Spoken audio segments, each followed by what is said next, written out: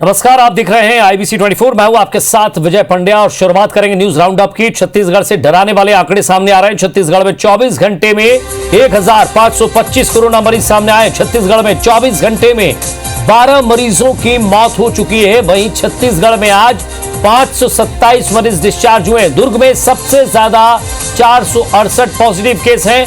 17 दिसंबर के बाद पहली बार 1500 के पार यह आंकड़ा पहुंचा है। छत्तीसगढ़ में अब तक 3962 मरीजों की मौत हो गई है। छत्तीसगढ़ में एक्टिव मरीजों की संख्या 9205 है। छत्तीसगढ़ में अब तक 3,25,678 संक्रमित छत्तीसगढ़ में अब तक हुए हैं और 3,12,511 मरीज ठीक भी हुए हैं।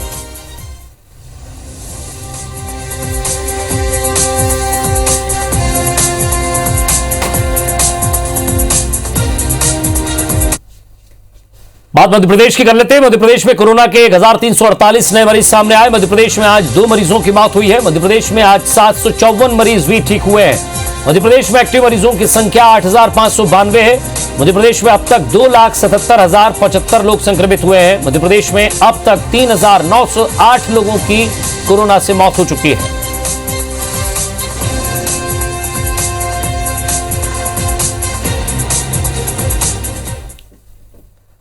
अब जरा एक खबर भी देखिए। शादी में डीजे नाच गाना हुआ तो काजी नहीं कराएंगे निकाह। जी हां, आपने ये खबर नहीं सुनी होगी। नरसिंहपुर में लगातार बढ़ते कोरोना के खतरे को देखते हुए गोटे गांव में मुस्लिम समाज ने जामा मस्जिद में बैठक की, जिसमें बढ़ते संक्रमण को देखते हुए सभी ने यह निर्णय लिया कि अब से मुस्लिम समाज में जो भी शादियां होंगी, यदि उसमें नाच गाना हुआ, डीजे बजाया गया, तो नगर काजी उस वर वधू पक्ष का निकाह नहीं पढ़ाएंगे। साथ ही ऐसी शादियों में मुस्लिम समाज के सम्माननीय लोग भी शामिल नहीं होंगे। कोरोना महामारी को देखते हुए समाज के सभी लोगों ने इस निर्णय का स्वागत किया है।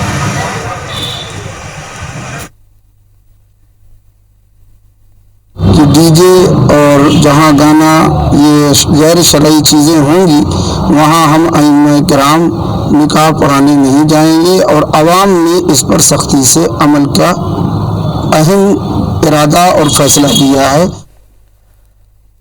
The institute of chartered accountants of India यानी कि ICAI ने सीए फाइनल परीक्षा के नतीजे जारी कर दिए हैं। इसमें छत्तीसगढ़ की राजधानी रायपुर की देवेंद्र नगर में रहने वाले छात्र भ्रमर जैन इंडिया रैंक में टॉप कर प्रदेश का नाम रोशन उन्होंने किया है। भ्रमर जैन ने पहले ही प्रयास में यह सफलता अर्जित की है।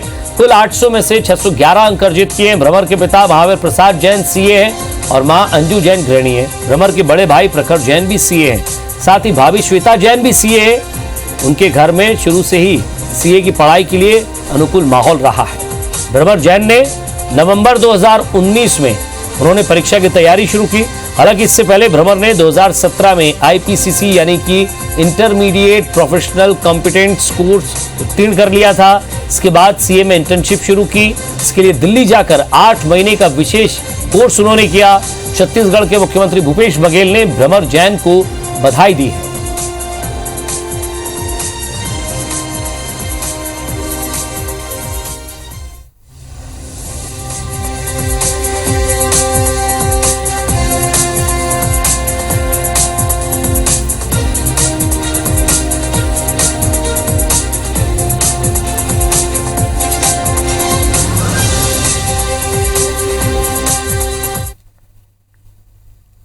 और ज्यादा बातचीत के लिए खुद भ्रमर जैन हमारे साथ जुड़े हुए हैं। भ्रमर, सबसे पहले तो आपको बधाइयां, IBC 24 की तरफ से भी बधाई और पूरे देश से बधाइयां मिल रही होंगी। परिवार से, समाज से, दोस्तों से, यारों से, सबसे आपको मिल रही होगी बधाई।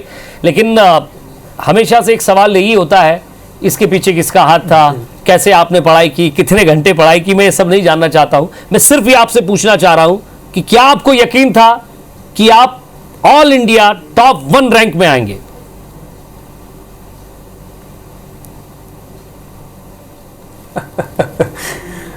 ऐसा तो यकीन मुझे नहीं था। ये यकीन मुझे डेफिनेटली था कि हाँ मैं पास हो जाऊंगा। मुझे इतना पूर्ण रूप से विश्वास था कि हाँ मैं पास हो जाऊंगा। कहीं ना कहीं IPCC में ऑल इंडिया रैंक 8 आया था मेरा, तो सभी लोगों को, परिवार को, फैमिली को, फ्रेंड्स को एक्सपेक्टेशन थी कि मेरा रैंक आए। कहीं ना कहीं मुझे भी लग रहा था हाँ रैंक आ सकता है अगर भगवान ने साथ दिया तो, लेकिन ऑल इंडिया रैंक 1 आएगा ये तो मैंने बिल्कुल नहीं सोचा था। It was truly unexpected. जी, जब ये रैंक आपको पता चली कि ये रैंक आई, सबसे पहले आपने किसे बताया? माता जी को, पिताजी को, भाई को, भाभी को, बहन को, दोस्तों को, सबसे पहले किसे बताया?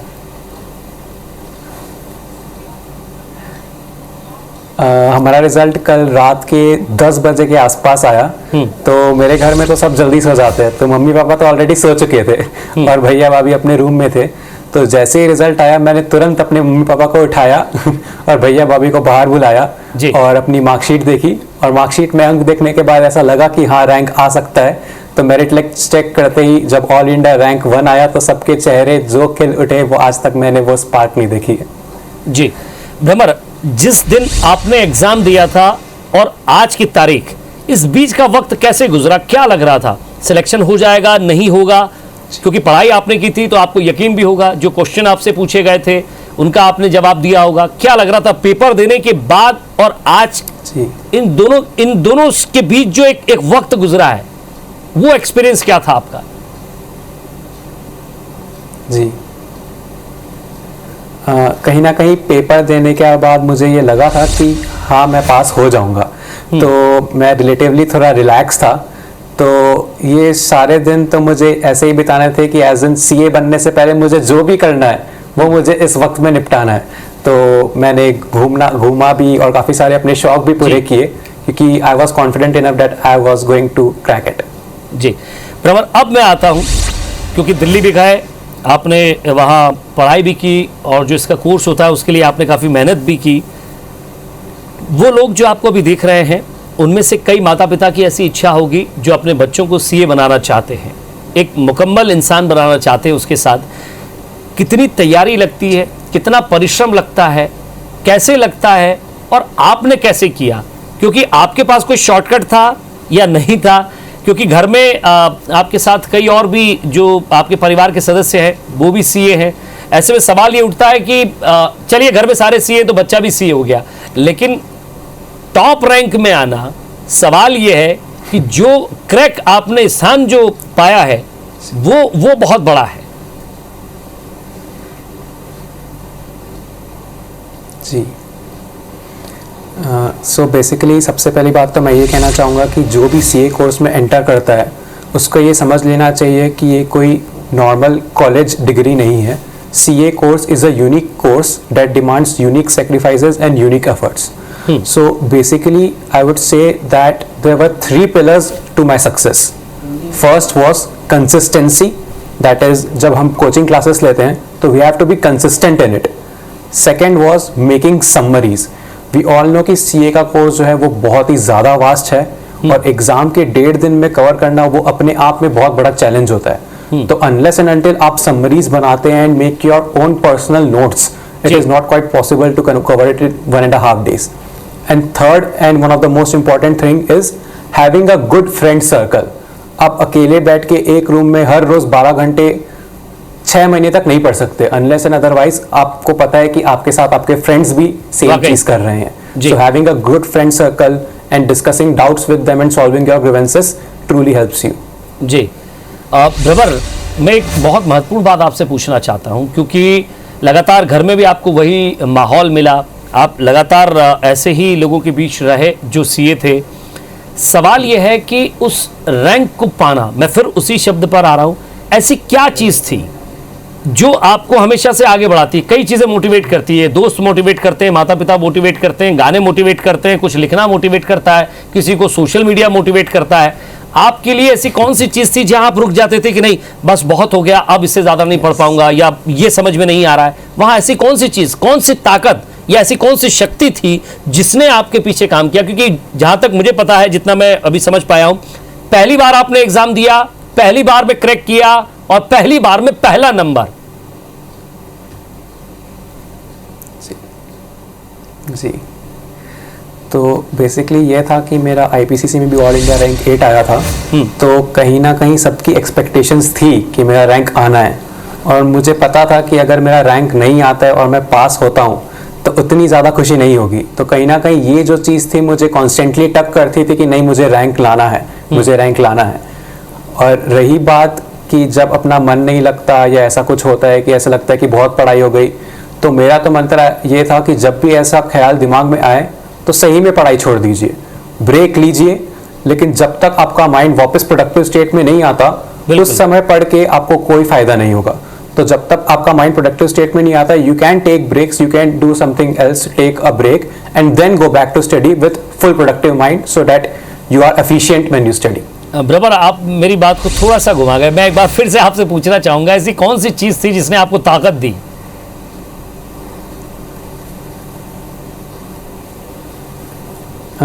ताकत दी तो वो मेन वही रीजन है कि सबकी एक्सपेक्टेशंस पे खड़ा उतरना था। वो एक मेन फैक्टर था जो मुझे ड्राइव किया कि हाँ मुझे पढ़ना है पढ़ना है पढ़ना है करके। तो वही मेरी मेन ड्राइविंग फोर्स थी। जी ब्रदर, कई जब छात्र खुद का रैंक आता है तो खुद से ज्यादा खुशी। जी जी बिल्कुल, मैं आपसे बात करूंगा। कई छात्र ऐसे होते हैं जो आपने कहा कि नहीं मुझे खुद को करना है, परिवार का, समाज का या दोस्तों का दबाव भी रहता है कि नहीं ये तो निकाल लेगा, बहुत टैलेंटेड है, ये टॉप 10 में ही आएगा, टॉप 5 में ही आएगा। सवाल ये होता है कि कुछ बच्चे रह जाते हैं, कुछ को समय लगता है। मैं एक बार फिर से जिनके माता पिता देख रहे हैं या जो सीए बनना चाहते हैं वो आपको भी देख रहे होंगे, कुछ लोग रह जाते हैं, अनजाने में ऐसा कदम उठा लेते हैं जो उन्हें नहीं उठाना चाहिए। मैं बात कर रहा हूँ सुसाइड की तरफ मुड़ जाते हैं। उनके लिए एक पॉजिटिवनेस कैसे आपको लगा कि नहीं यहां आकर नहीं रुकता, अभी दरवाजा खटखटाया है, अभी खुलेगा, इंतजार करना है?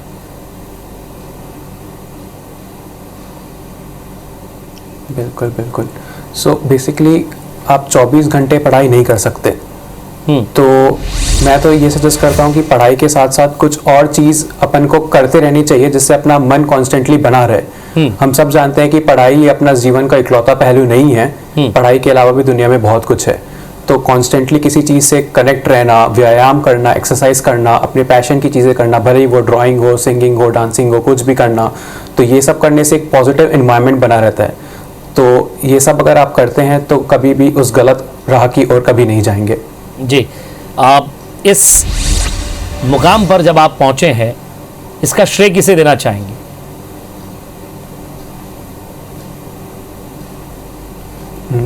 पूरा का पूरा श्रेय मेरे परिवार को जाता है। सबसे पहले जो एनवायरनमेंट था, जो माहौल था मेरे घर में, वो बहुत ही कंड्यूसिव था ये रैंक के लिए। एंड दूसरी बात करूँ तो मेरे दोस्तों को जाता है, क्योंकि हम जितना डिस्कशन करके पढ़ते थे, जितना मज़े करके पढ़ते थे, आई बिलीव उस सब का ही नतीजा है ये रैंक। जी ब्रदर, कई लोग ये एग्ज़ाम निकालते हैं कि कई लोगों का सपना पूरा होता है, लेकिन लक्ष्य जो है वो पूरी तरह भेज दिया जाए। जिस तरह से आपका नाम है भ्रमर और नंबर 1 पर जिस तरह से आप गुंजन कर रहे हैं, जिस तरह से आपकी कीर्ति यश के लिए खुद सीएम भूपेश बघेल ने भी ट्वीट किया, उन्होंने भी कहा कि मैं बधाई देता हूं, आपके उज्जवल भविष्य की कामना करता हूं। कैसा लगा उस समय? बहुत बहुत बहुत खुशी हुई। ये इनफैक्ट मुझे 1 घंटे पहले ही पता चला था कि सीएम ने ट्वीट किया है, तो मुझे तो पहले विश्वास नहीं हुआ। मैंने ट्विटर की ओरिजिनल आईडी में जाके पहले क्रॉस चेक किया कि वो स्क्रीनशॉट फेक है कि ओरिजिनल है। काफ़ी ज़्यादा अच्छा लगा मुझे। मेरा तहे दिल से उनको धन्यवाद मुझे इस रिकॉग्निशन के लिए। कई तरह की कॉम्पिटिशन एग्जाम होती है, कॉम्पिटिटिव एग्जाम होती है भ्रमर। कुछ लोग अगरबत्तियाँ राख कर देते हैं, फिर भी पता नहीं चलता कि हम कर पाएंगे, क्रैक कर पाएंगे, नहीं कर पाएंगे। मैं सिर्फ आपसे ये पूछ रहा हूँ, बात आस्तिक होने की या नास्तिक होने की नहीं है। वाकई में मेहनत काम करती है या कोई और शक्ति भी होती है जो आपको सपोर्ट करते हुए चलती है, या फिर लक भी काम करता है? आप क्या सोचते हैं?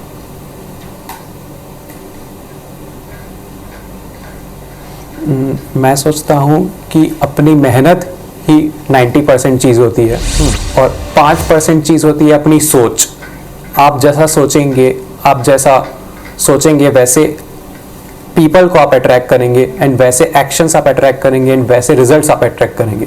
ऑब्वियसली 5% लक फैक्टर भी होता है, बट 90% अपना श्रेय होता है जो अपन इस मुकाम पर पहुंचाता है।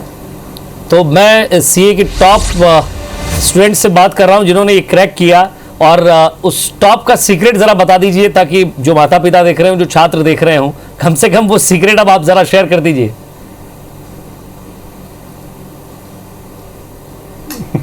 मैंने जैसे पहले ही बताया था कि I believe in 3 pillars, that is consistency, summary and a good friendly discussion. तो अगर आप ये 3 करते हैं एंड अपना माइंड पॉजिटिव रखते हैं throughout your career, so surely you will definite great success. जी, thank you very much Bhramar, हमारे साथ जुड़ने के लिए और बातचीत के लिए। आपके भी उज्जवल भविष्य की हम भी कामना करते हैं। आप इसी तरह प्रगति करते रहें और प्रदेश का, देश का नाम ऊंचा करते रहें। बहुत बहुत शुक्रिया हमारे साथ जुड़ने के लिए और बातचीत के लिए। चलिए खबरों की तरफ बढ़ते हैं। पिछले साल की तरह इस बार भी मध्य प्रदेश सरकार बड़े स्तर पर गेहूं की खरीदी करेगी। 1,51,000 मीट्रिक टन का रजिस्ट्रेशन हुआ है, जो हमारा लक्ष्य है। ये बातें इंदौर के कृषि कॉलेज में आयोजित ऑर्गेनिक एक्सपो के समापन समारोह में मध्य प्रदेश सरकार के कृषि मंत्री कमल पटेल ने कही। उन्होंने कहा कि पिछली बार गेहूं का लक्ष्य कम था, लेकिन कोरोना संक्रमण को देखते हुए सरकार ने 1,29,00,000 मीट्रिक टन गेहूं खरीदा था, जो पूरे देश में रिकॉर्ड था। कृषि मंत्री ने ऑर्गेनिक अनाज, फल, सब्जियों के दाम अधिक होने के सवाल पर कहा कि अभी डिमांड कम है और उसकी उपज में लागत ज्यादा लगती है, इसलिए दाम महंगे हैं, लेकिन जब मांग बढ़ेगी तो दाम भी कम हो जाएंगे। करने का जो संकल्प रखा है, जो 5 एकड़ से नीचे है वो मंडी भी नहीं जाता था, आधी कीमत में फरिया वालों को घर से ही बेच देता था। पहली बार उसका गेहूं हमने समर्थन मूल्य पे खरीदा और उसके कारण हमको 1,29,00,000 मीट्रिक टन गेहूं मिला और पूरे देश में मध्य प्रदेश नंबर 1 आया। मध्य प्रदेश को 7वीं बार कृषि कर्मण पुरस्कार मिला।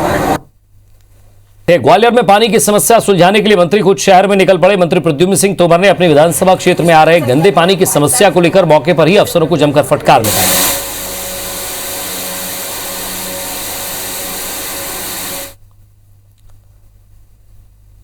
इंदौर में तस्करी कर लाया जा रहा 3.25 करोड़ का सोना पकड़ाया है। इस मामले में 2 लोगों को सीमा शुल्क अधिनियम 1962 के प्रावधानों के तहत गिरफ्तार किया गया है। सभी आरोपियों को इंदौर के विशेष न्यायालय में न्यायिक हिरासत में भेज दिया गया है। जानकारी के अनुसार डीआरआई इंदौर को खुफिया सूचना मिली थी कि 2 व्यक्ति भारी मात्रा में तस्करी का सोना लेकर इंदौर आ रहे हैं, जिसके बाद दोनों आरोपियों को प्लानिंग के तहत गिरफ्तार कर लिया गया।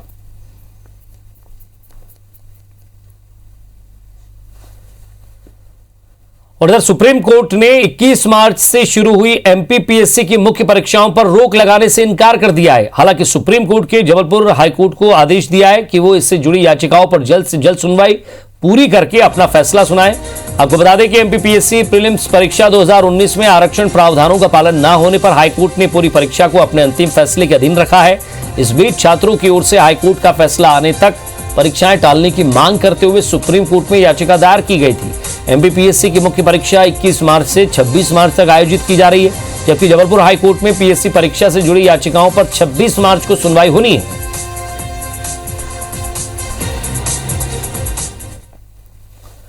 प्रदेश में ऐसे 4,500 परिवार हैं जो नक्सलियों से डरकर जी रहे हैं। इनमें सरेंडर कर चुके नक्सली भी हैं और पूर्व में पुलिस के लिए काम करने वाले लोग जो अब नक्सलियों के टारगेट पर हैं। नक्सली अब इनसे बदला ले रहे हैं। इधर सरेंडर किए नक्सलियों को वादे के अनुसार योजनाओं का लाभ भी नहीं मिल पा रहा है। सभी नक्सलियों के डर से रायपुर पहुंचे। इनकी मांग है कि सरकार इन्हें सुरक्षा दे, नौकरी दे, जिससे ये नक्सलियों का मुकाबला कर सके। छत्तीसगढ़ की राजधानी रायपुर और उसका धरना स्थल, यहाँ हमने कई धरना प्रदर्शन कवर किया है और आपने भी देखा है, लेकिन आज का जो धरना प्रदर्शन है वो अनोखा है। यहाँ पर जो लोग पहुंचे हैं वो अपनी जान बचाने के लिए पहुंचे हैं। इन्हें नक्सलियों से डर है और इनकी मांग है सरकार इन्हें सपोर्ट करे, इनकी जान बचाए। कैसे वो जान बचेगी एक एक करके बात करेंगे, लेकिन सबसे पहले आपको दिखाएंगे ये तमाम लोग हैं और शाम तक जो भीड़ है और बढ़ती जाएगी। ऐसे 4,500 परिवार है और ये अपने आप को नक्सल पीड़ित बता रहे हैं। क्या थे आप, अभी क्या चाहिए आपको, क्या सरकार आपको दे रही है? नौकरी चाहिए सर। अभी क्या है कि उतना दिन तक गोपनीय सैनिक जेस में रखी और ओकर बाद निकल दे। अभी हमला गांव तरफ भी आना जाना भी मुश्किल है और गाय बैल पूरा नक्सली मान ले गए है। किस तरह से आपको वहाँ नक्सली परेशान कर रहे हैं? जब मैं आत्मसमर्पण किया आके एसपी के पास, कुछ मेरा 9 साल तक मैं सर्विस भी किया और अचानक मुझे एक वजील को निकाल दे। अरे मेरी सब आवेदन है सर और मैं जगह जगह हथियार लेके घुमा हूँ। अभी कैसे घर में रह सकता हूँ? नहीं रह सकते थे। हम परिवार की खुद की भी बेचौसी है, जाएं तो कहाँ जाएं? सर ये पूरी तरह से यहाँ व्यवस्था करके आए हैं और ये कह रहे हैं कि जब तक सरकार इनकी व्यवस्थापन नहीं करेगी ये नहीं जाएंगे, क्योंकि अगर वहाँ गाँव जाते हैं तो इन्हें नक्सली मारते हैं, नहीं तो पुलिस परेशान कर रही है। अब ये जाए तो जाए कहाँ? इनके अपनी भविष्य को लेकर के और बच्चों के भविष्य को लेकर के चिंता है। आखिर जान ये कैसे बचाएं, सरकार से इसके बारे में सवाल पूछ रहे हैं। कैमरामैन अभिषेक करके साथ विनय वर्मा, IBC 24 रायपुर। बात जरा दिल्ली के करते हैं, जहां संतोष पांडे, सांसद संतोष पांडे ने राजनांदगांव का मुद्दा उठाया है सांसद संतोष पांडे ने। उन्होंने कहा कि छत्तीसगढ़ में बढ़ते अपराध को लेकर भी उन्होंने बात की। छत्तीसगढ़ में बढ़ते अपराध के मुद्दे को उन्होंने कहा कि बठेना हत्याकांड मामले में उच्च स्तरीय जांच हो। कवर्धा के रोल गांव में हत्या पर भी उच्च स्तरीय जांच की मांग उन्होंने की है।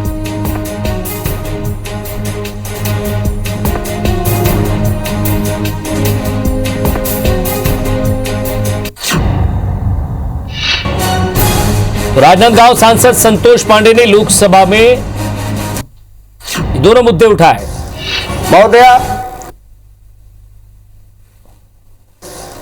महोदया, इतनी दर्दनाक घटना अभी छत्तीसगढ़ में हुई है। विगत हफ्ते दुर्ग जिले के बठेना गांव में और एक ही परिवार के 5 लोगों की हत्या हुई है। उसमें मां बेटी को और ऐसी चिता बनाई गई कि रस्सी से तार से बांध करके जलाया गया और जो उनके पुत्र और पिता हैं वो फांसी पर लटके हुए मिले, किंतु वास्तव में उसके हाथ में फफोले थे, शरीर के कई अंग जले हुए थे। यह ऐसी लोमहर्षक घटना है, ये आत्महत्या नहीं है, हत्या है, ये पूरे छत्तीसगढ़ का कहना है महोदया। और वह क्षेत्र जो है हमारे सम्माननीय गृह मंत्री और प्रदेश के मुख्यमंत्री का क्षेत्र है महोदया। इसके साथ साथ एक घटना अभी 2 दिन पहले फिर से कवर्धा जिले में, मेरे लोकसभा क्षेत्र के कवर्धा जिले में और रोल के अंतर्गत हुआ है, जिसमें एक आदिवासी युवती अंबिका परते जली हुई अवस्था में मिली और उनकी भी हत्या हुई है। इसकी मैं आपसे निवेदन करता हूं कि इस घटना की उच्च स्तरीय जांच की जाए और जो जनता में जो व्यथित है, जो दुखी है और आक्रोशित है, उनके पूरे छत्तीसगढ़ को यह विश्वास दिलाया जाए कि न्याय होगा। इधर होली के त्योहार को देखते हुए भोपाल में मिलावटखोरों के खिलाफ अभियान जारी है, लेकिन खाद्य विभाग की कार्रवाई पर कई तरह के सवाल भी खड़े हो रहे हैं। दरअसल पिछले 6 माह में मिठाई के 200 से अधिक सैंपल लिए गए, इनकी जांच की गई तो 157 फेल हो गए। ऐसे में प्रशासन ने कार्रवाई न करते हुए दुकानदारों को अपना पक्ष रखने का मौका दिया है। इसके लिए नोटिस भी जारी कर दिए गए हैं, जबकि इससे पहले मिलावटखोरों के खिलाफ FIR दर्ज कराई जा रही थी। दूसरी ओर food safety and standard authority of India ने 6 महीने पहले शोकेज में रखी जाने वाली मिठाइयों के ट्रे पर मिठाई बनाने की अवधि और एक्सपायरी डेट का टैग लगाने का नियम बनाया था, वो भी अब बेअसर साबित हो रहा है। राजधानी में 120 से अधिक दुकानों में नमकीन और मिठाइयों की बिक्री होती है। हाल यह है कि इनमें से सिर्फ 20% दुकानों पर ही मिठाई के ट्रे पर तारीख और अवधि का टैग है।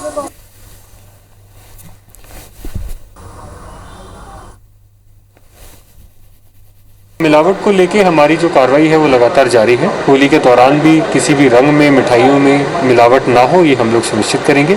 लेकिन साथ ही सभी से मैं निवेदन करना चाहूँगा कि त्यौहार को बहुत ही एहतियात के साथ मनाने की आवश्यकता है। होली का त्यौहार सभी लोग अपने अपने घरों में रह के बनाएं। सामूहिक आयोजन इस बार प्रतिबंधित है। और इसी के साथ फिलहाल इस बुलेटिन में इतना ही। नमस्कार।